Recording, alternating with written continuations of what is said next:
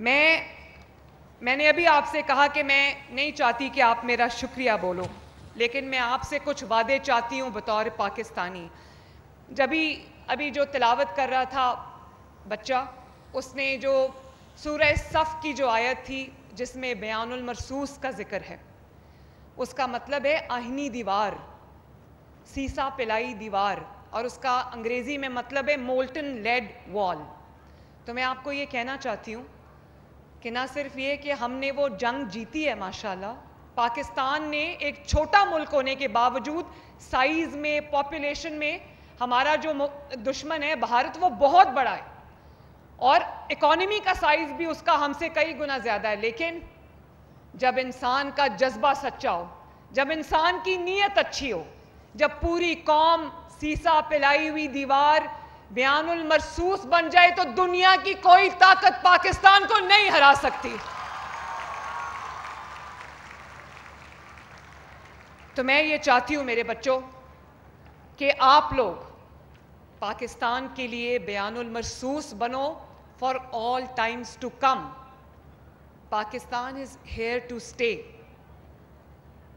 जैसे कायदे आज़म ने कहा था ना कि कोई ताकत पाकिस्तान को अनडू नहीं कर सकती।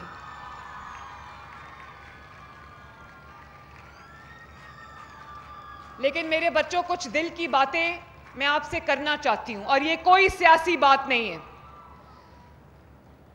कौमों को मिसाइल्स और बॉम्ब तबाह नहीं करते, कौमों को फितना तबाह करता है। कौमों को गलत, उनके नौजवानों को गलत डगर पे, गलत रास्ते पे डाल देना तबाह करता है। उन्होंने अभी कहने को वो बहुत बड़ा मुल्क है, लेकिन उनके जो रफेल तैयारे थे जिनके बारे में कहा जाता था इनविंसिबल है, इनको कोई नहीं गिरा सकता था, उनको पाकिस्तान के JF थंडर ने गिरा दिया। तो अपनी ताकत को पहचानो। और मैं ऑनेस्टली, सिर्फ इसलिए नहीं कि मैं कोई तकरीर कर रही हूं, आप में से हर बच्चा जो है वो पाकिस्तान की आहनी दीवार है, और आपको ये दीवार बनना चाहिए। जो आपको ये कहे कि अपने मुल्क के खिलाफ कदम उठाओ, आपने कोई कदम अपने मुल्क के खिलाफ कभी नहीं उठाना। चाहे जो भी आपको कोई कहे ये जला दो, यहां आग लगा दो, ये इसको तोड़ दो, ये सड़क ब्लॉक कर दो, आपने ये नहीं करना, क्योंकि ये सड़कें भी आपकी हैं।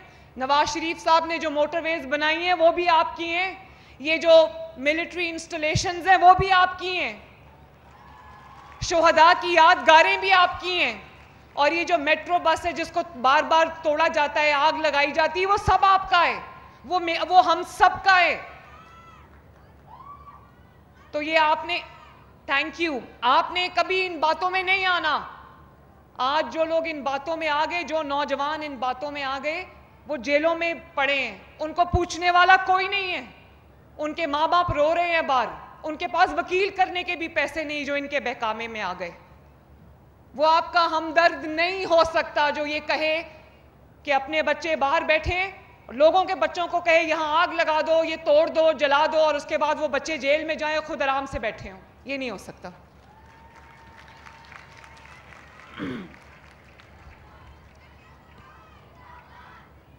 बच्चों,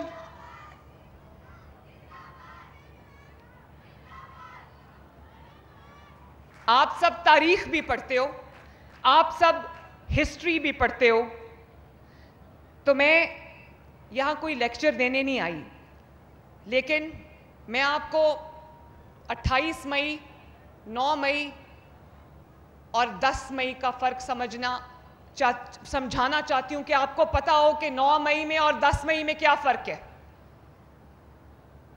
और 28 मई में क्या फ़र्क है। अगर मैं आपको आज पढ़ाने बैठती ना, आप लोग बाद में पैदा हुए हो, कि नवाज शरीफ साहब ने 1998 में 28 मई को पाकिस्तान को, जो अल्लाह ताला के फजल से एटमी ताकत बना दिया था, आज किसी की जरूरत नहीं है पाकिस्तान की तरफ मैली आंख से देखने की। अगर मैं किताब खोल के भी आपको पढ़ाती तो आपको समझ नहीं आनी थी ये बात। आज आपको जो 10 मई को अल्लाह ताला के फजल से आप जंग जीते हो, आपको खुद ही पता चल गया है कि किसने क्या किया है, किसने 9 मई को क्या किया है, किसने 10 मई को क्या किया है और किसने 28 मई को कुछ किया है। दुनिया का प्रेशर लेके अपने मुल्क के लिए फैसला करना, अपनी मिट्टी के लिए फैसला करना, अपने नौजवानों के लिए फैसला करना कोई आसान काम नहीं है। लोग डर जाते हैं, लोग बड़ी बड़ी ताकतों से डर जाते हैं, लेकिन जो नहीं डरता वो इस कौम का सच्चा बेटा है और सच्ची बेटी है।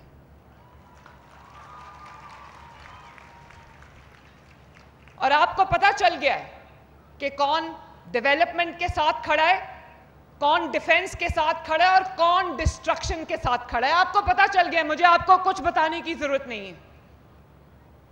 तो मेरे बच्चों, एक इवेंट ने पूरी कौम को सब कुछ समझा दिया। मुझे किसी को कुछ बताने की जरूरत नहीं है।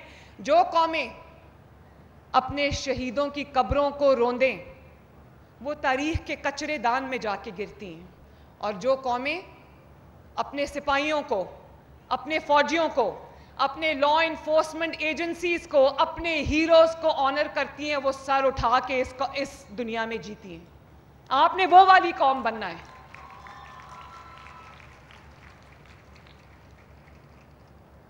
जब कौम के तहफ़्फ़ुज़ की बात आती है, जब मुल्क की सरहदों की बात आती है, तो फैसला करने वाले ये फैसला करते हैं कि मैंने कौम को किसी के रहमो करम पे नहीं छोड़ना। अब आपके मुल्क की तरफ कोई मैली आंख से नहीं देख सकता। पता है कि ये मुल्क एक एटमी ताकत है अल्लाह ताला के फजल से। और अब जो आपने बयानुल मरसूस जीती है, हम आज, मैं आपकी तरफ से और अपनी तरफ से, हम चीफ ऑफ आर्मी स्टाफ जो कि अब फील्ड मार्शल है माशाल्लाह, उनको हम मुबारकबाद पेश करते हैं।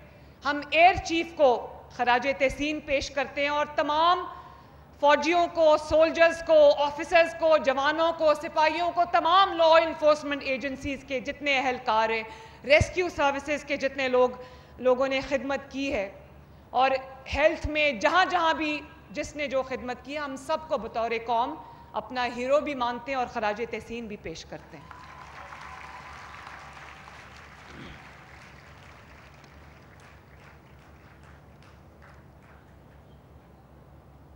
जिन्होंने वर्दी को जलाया था, उन्होंने वर्दी को नहीं जलाया, उन्होंने कौम के वकार को जलाया, उन्होंने कौम की ताकत को जलाया। और आज उसी वर्दी ने आपकी सरहदों पे वही वर्दी पहने माओं के बेटे जवान शहीद हुए हैं, इस मुल्क की हिफाजत करते करते, आपकी हिफाजत करते करते। तो जो नफरतों के बीज बोता है, वो अपने मुल्क की खिदमत नहीं करता, बल्कि वो इस मुल्क का सबसे बड़ा दुश्मन है। I can write this in my blood. जो आपको जोड़ता है, जो आपको तरक्की के रास्ते पे डालता है, जो आपके हाथ में टेक्नोलॉजी थमाता है, जो आपकी यूनिवर्सिटीज कॉलेजेस में बेहतरी लेके आता है, जो आपको स्कॉलरशिप्स देता है, जो आपके लिए काम करता है, आपके लिए सोचता है, आपकी गलियां मोहल्ले साफ करता है, जो आपके घरों के लिए फिक्रमंद है, जो आपकी रोटी के लिए फिक्रमंद है, जो सब्जियों की कीमत के लिए फिक्रमंद है, आपकी बिजली की प्राइसेस के लिए फिक्रमंद है, वो आपका हमदर्द है।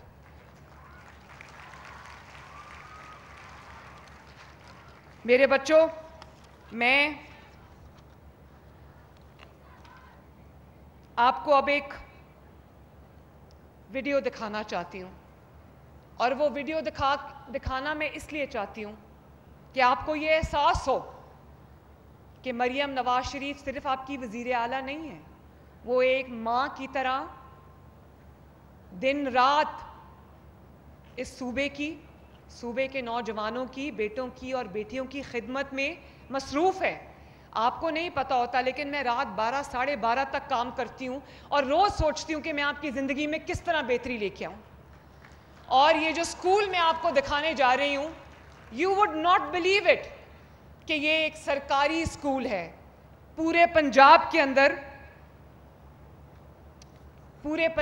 के अंदर या पूरे पाकिस्तान में मुझे कोई ऐसा प्राइवेट महंगा तरीन स्कूल भी दिखा दे तो मैं मान जाऊंगी। जरा राना, आप वीडियो प्ले करें प्लीज।